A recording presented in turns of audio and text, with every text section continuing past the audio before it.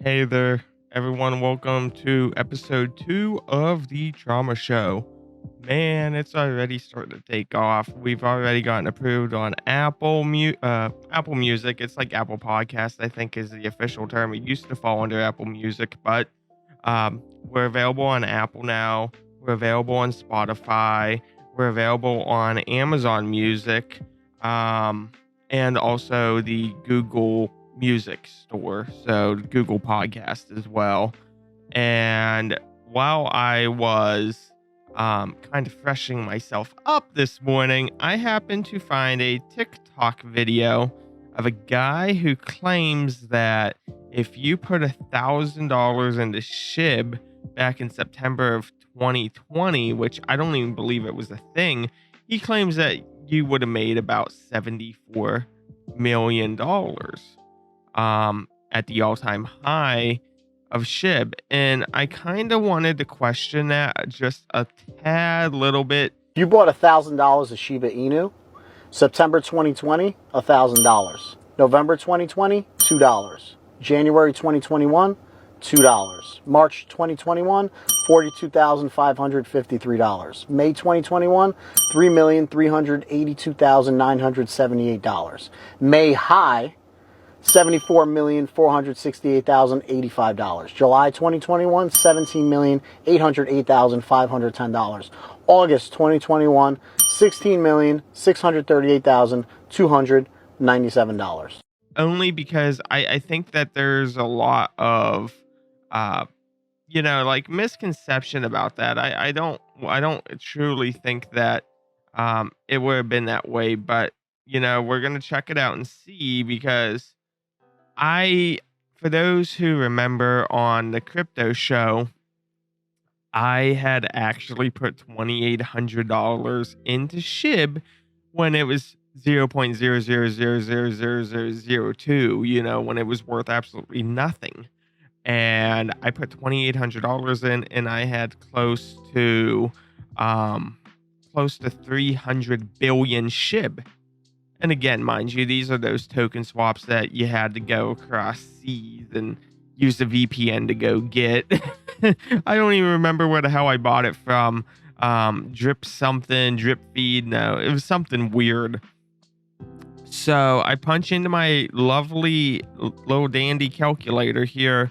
$2,800 divided by the price I paid, which was 0.00000001 cent per coin or token, or whatever you want to call this thing. I ended up with it roughly came out to, I can't remember the exact amount, but it was around 280 billion I'm looking at here. If you do 2,800 divided by that 0.00 number, you get 280 billion roughly. And at the time of the all-time high for SHIB, which was 0.000032 cent per coin, I would have turned my $2,800 into $8,960,000. And for those who recall, I'm actually working on a book called I Almost Became a Millionaire. And what I do is, in my book, what I talk about is basically, if I would have held onto the cryptocurrency I had started to mine back in 2014 when I was a mere 16-year-old, right after I lost my dad, I got into ASIC mining with Bitcoin. I was part of a couple different polls, and I walked away with a bag of Bitcoin. When my ex-girlfriend at the time had basically used me for all my money and my mother's money, I ended up having to sell the Bitcoin so that way I could recoup some of my losses from my ex-girlfriend. I sold my Bitcoin when it was right around $450 a coin. And this was when it had hit about $1,700, maybe a little less, $1,400, and that was an all-time high. We were like, holy crap, Now look at it when it's getting above $60,000 a coin. But I wanted to talk about this because there's a guy that's going on TikTok and he's trying to basically show out SHIB coin, telling people that, oh, at the all-time high, you would have made 70 some million dollars if you would have invested just a thousand. It's not exactly true like that there, buddy. I put in 2,800 and the math is there. The math only shows that I'm nearing around $9 million that I would have made on. Now, don't get me wrong. I would have loved to make that 9 million, but, and I say but, SHIB is not a credible token or coin. It was a parabolic. It went up and up and up and up as soon as it started to get some notoriety, and then it crashed hard. And this is what so many people, all my co-hosts were even talking about, saying, hey, you be very careful gambling, especially when it's not available on, say, Binance or some of these other notable like exchanges. You have to go and use a VPN to go get it. It's kind of like that PooCoin pancake swap stuff. Nothing against SafeMoon at all. I mean, I was a big fan of SafeMoon, but at the end of the day, you should be able to readily get a coin if you need it or transfer it. Or it's not one of those where basically you need 1 trillion coins to equal $10. Like, no. And that's kind of what this SHIB coin is. This SHIB coin is almost nothing but just another token that came out to try to mimic Dogecoin for when Dogecoin took off. I mean, honestly, it's in the SHIB name, SHIB coin, Shiba Inu. It's a mere copy to kind of mock and mimic Dogecoin. But, you know, I see a lot of people on these platforms and these social media apps and whatnot, and they basically sit there and they show out these coins. Like when I was on the Twitter space, they're talking to Giga Chad, Uncle Chad, and we were talking on that Twitter space. He goes, yeah, I get people that message me constantly saying, I'll pay you if you promote our token, promote our coin. It's all these. If it's not available, I look at it like this. If it's not available on Voyager, not available on Coinbase, not available on Binance, stay the hell away from it. Yeah, you may be able to day trade some of these coins that get pumped up, but you got to be very careful. Do you want to be stuck holding that bag? I wouldn't. I would have never thought Shiba Inu took off like that. And that when you look at the graph, it did. It spiked up, I think it was about 3 times its high. Looking here, yeah, it was about 3 times. No, about 4 or 5 times its high. About 3 or 4 times. Because now SHIB is literally, as of right now, the SHIB price is 0.000007671. So, and the trading volume is about 332 million for the 24 hour. I mean, it's a bit more stable now, but when all that first happened, I was like, oh no. Because it even says here, according to the Shiba Inu website, SHIB is the quote Dogecoin killer and will be listed on their own Shiba Swap, a decentralized exchange. So that's what it was. It was Shiba Swap. The first site that you could only get SHIB was Shiba Swap. God, I can't talk today. Shiba Swap. And it's an Ethereum contract, so it is a token is what it is. It's a token, not a coin. Absolutely ridiculous that, you know, someone would go out there and basically just do that. Because, I mean, look, the max supply on this thing is, oh my God, that's hundreds of thousands, millions, billions, trillions. What's after a trillion? A quintillion? There's 1 quintillion supply of SHIB according to CoinMarketCap right now. I mean, I kind of got into this token side of things, but I also lost my butt on it. I am not a fan at all about these tokens. I'm not a fan of these tokens. I like it when I have coins. I own my coins. I don't have to go do these swaps to get this, because here's what I want to say. So, yes, technically within my valuation, I would have had close or over $9 million in SHIB. But do you think Binance would have let me sell that? Do you think PancakeSwap would have let me get that much in Bitcoin? Do you think these exchanges would have let, and I wouldn't have been the only one, mind you. Let's look at the tens of thousands of other people who have SHIB or had SHIB at that time. I only put $2,800 in. Hell, someone might put in 10K, 25K. You know, there's people that really gamble and they held on to it.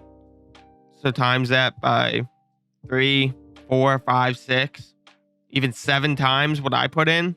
8 times what I put in is $24,000. So 8 times 8, 9 times 8. Think through the math. Do you think that they would have been paying out millions and millions and millions of dollars in Bitcoin just for a token that's not even listed on a credible platform take off? I don't think so. I don't think these companies would have paid out. Yeah, technically on paper, I would have been a millionaire. But where's the money, Joe? Where's the money? I just truly do not think that a token is a way to go. Like I was talking to Chad, you know, I think one coin equals one coin. A coin equals $1. I like that. Not, yeah, sir, that's going to be, oh, let me do my math here. 122,000 tokens, please. What is this, Chuck E. Cheese? Oh, man. But yeah, no, I truly do think that, yes, it kind of feels a bit nice that I'm able to go out there and basically get all of these tokens for super cheap. I do like that feeling. I like that feeling that, hey, I can literally go out, throw, oh, I don't know, like maybe $200 into a token, walk away with a couple million at the time, and then sell them for about $3,000 or $4,000. Make about $3,000 or $4,000. Let me say that, and you know, and then the coin crashes. That's what I'm used to doing. Is going on making a couple G's and doing my day trading stuff. I haven't done that in quite a while. I haven't done that since the crypto show days. I gambled a little bit with SafeMoon, walked away. I tripled my investment on SafeMoon. I almost did 6 or 7 fold on it, but I wasn't quick on the draw to sell. But even then, with those tokens, I mean, I will give SafeMoon credit that as of right now, they're working on a wallet to where you don't have the 10% burn, but it makes no sense. So let's say I want to sell my computer, my gaming computer. I want $2,000 for it. Hey, buddy, can you come? Do you accept crypto? Oh yeah, I accept crypto. No issue at all. What do you accept? I take SafeMoon. Okay. So he sends me over 250,000 SafeMoon for this $2,000 gaming computer. What a lot of people don't realize is that when he sends the money, 10%'s automatically taken off. So 25,000 coins are taken off. Why? Because out of 25,000, 12,500, so 5% of that transaction goes and gets burned. It's gone. Those coins are deleted forever. 5% goes back into the pool, which is what pays with tokenomics, where you generate coins by doing nothing. Then let's go ahead and when I get that money, another 10% is taken off, another 25,000, and the same thing. 5% gets burned, 5% goes back. So 20% of coins are wasted to do transactions. So if I wanted 250,000 coins, I now only walked away with 200,000. Buddy, I need another 50,000 coins. So, you know, it's one thing with Ethereum with gas fees, perfectly fine. Blockchain fees, transaction fees. I understand that. Not 20% of a transaction though. 20% of a transaction is ridiculously high. I don't understand what people see in tokens.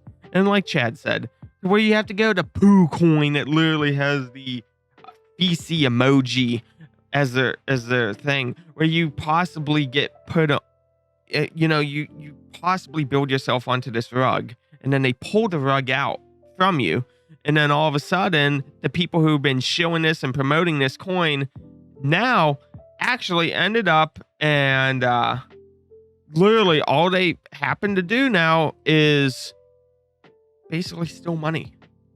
You show out a coin, you keep showing it, you keep advertising it. Oh, we got the burn wallet. Your coins are safe. Nothing's gonna happen. People start promoting it. They start promoting it, feeling good. They keep buying in. The price goes up, and up. And then all of a sudden, the guy who's been showing this and creating this sells. He sells about, I don't know, probably 80% of his wallet. Boom. That's it. Gone, down, bam. So now what happens with that, you may ask? You are now stuck holding a dead coin. I've had that happen to me. To where I now have 500 million of one coin that's worth absolutely nothing.